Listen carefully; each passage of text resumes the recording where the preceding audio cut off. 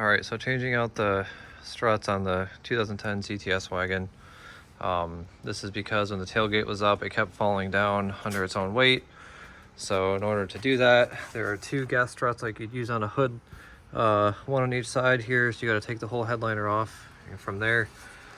So the first step, there's a little airbag tag right here. Just pull that off.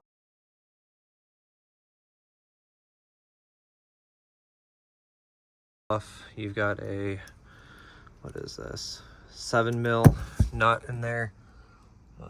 It's hard to see, it's not too far in there. You just get a little extension, take that guy out, one on either side, pull those off, and then I'll show you what that's like here next.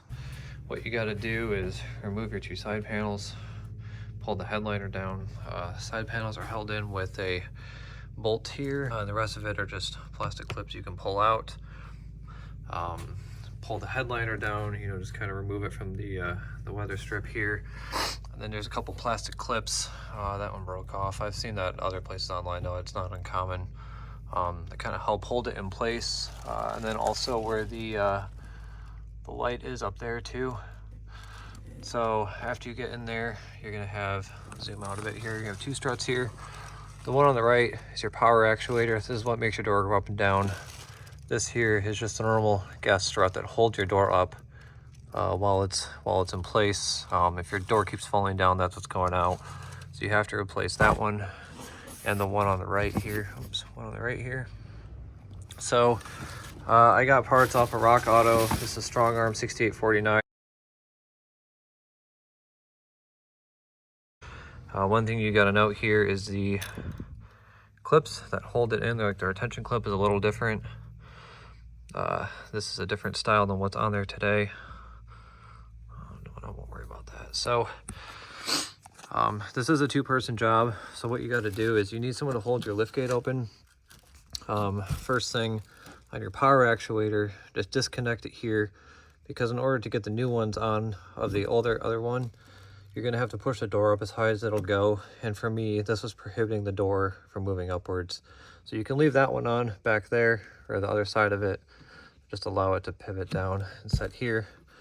The other ones, just pull the clip off. They do have a different style clip like I was mentioning. See if I can get, you just get like a little flathead screwdriver in there. So unfortunately, this is a very big pain in the ass to do. But you gotta kind of squeeze back in through here, undo that guy there, just pull him out. And then the really hard part is this one, because it's behind the freaking wire harness. Again, pull that one off and then get the new one on. I'd recommend doing the back first and then the front. Something that ended up happening to me though was I got the one on the right side, on the passenger side in, and then I went to do the driver's side, and it almost like it was a 1/4 inch too long. So what I ended up doing is I just moved the door up and down a couple times and swapped that one for this one. My thinking was that because I had been compressed a couple times, it would be a little bit shorter to get in this side.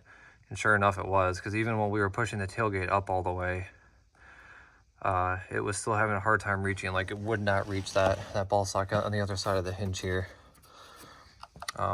So it's a pain in the ass, but it is doable at home.